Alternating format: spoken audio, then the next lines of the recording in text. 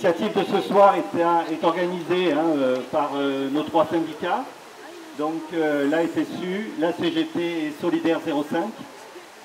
Il nous a semblé important, à la veille des élections législatives, de s'adresser très largement aux salariés, aux retraités, aux sans-emploi et plus largement à la population.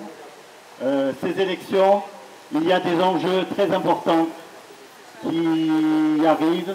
Nous faisons face à des dangers graves, où d'un côté, on a le danger des idées de l'extrême droite, avec tout le lot de mauvais coups qui vont avec, et de l'autre côté, on a des candidats qui, à première vue, dans les sondages, ont le vent en poupe, mais qui sont porteurs de politiques de régression sociale, qui poursuivent la politique de Sarkozy et de Hollande et qui vont tous nous mener dans le mur, casser la protection sociale, casser les retraites, casser l'ensemble du vivre ensemble. C'est pour ça qu'on a souhaité s'adresser à tout le monde ce soir. Donc là, Cathy va commencer à vous lire la déclaration intersyndicale. Aujourd'hui, lutter contre les idées d'extrême droite implique également de lutter contre les inégalités, les injustices sociales et les politiques libérales qui favorisent sa progression depuis des années. Pour y faire face, l'intersyndicale porte et continue de porter des propositions alternatives pour une société plus juste et plus solidaire. C'est cette orientation qu'elle continuera de défendre avec les citoyens. Le travail d'explication et de persuasion est à accomplir pour convaincre mieux de sa dangerosité pour notre démocratie. Outre les replis nationalistes, les discours de haine et de racisme, le programme du Front National, contrairement à un affichage anti-système, là où il est en responsabilité, déploie une organisation clientéliste et discriminatoire.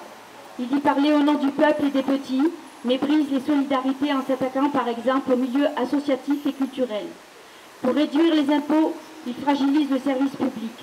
Il n'hésite pas à exercer des pressions sur les agents, en utilisant honteusement les réseaux sociaux comme moyen d'intimidation. Dans le vote d'extrême droite, au-delà des votes de conviction, il existe aussi des votes de colère consécutifs à la situation sociale dégradée de notre société. Continuer sur la voie des politiques libérales ne fera qu'aggraver le chômage et la précarité, fragiliser les services publics et la protection sociale, amenuiser l'égalité de toutes et de tous face aux droits élémentaires, renforcer les inégalités sociales. Le programme du président de la République tel qu'il est connu n'apporte pas les réponses par rapport aux enjeux économiques et sociaux, bien au contraire. La nomination d'un Premier ministre issu de LR confirme cette orientation. Cette ligne très libérale, prévoyant d'amplifier les politiques d'austérité, si elle était confirmée par le résultat des élections législatives, se traduirait par des mesures qui ne feraient qu'accentuer les inégalités et casser les services publics et les solidarités intergénérationnelles. Nous nous opposerons à toute cette nouvelle baisse des dépenses publiques, aux 120 000 suppressions de postes dans la fonction publique, au rétablissement de la journée de carence, à une loi de travail 2, à la réforme de l'UNEDIC, à une nouvelle dégradation du système des retraites, en un mot, à un nouveau code du travail. Nous dénonçons la volonté du gouvernement de vouloir gouverner par ordonnance. Cela constituerait un affaiblissement démocratique, alors que la situation du pays exige au contraire un haut niveau de démocratie.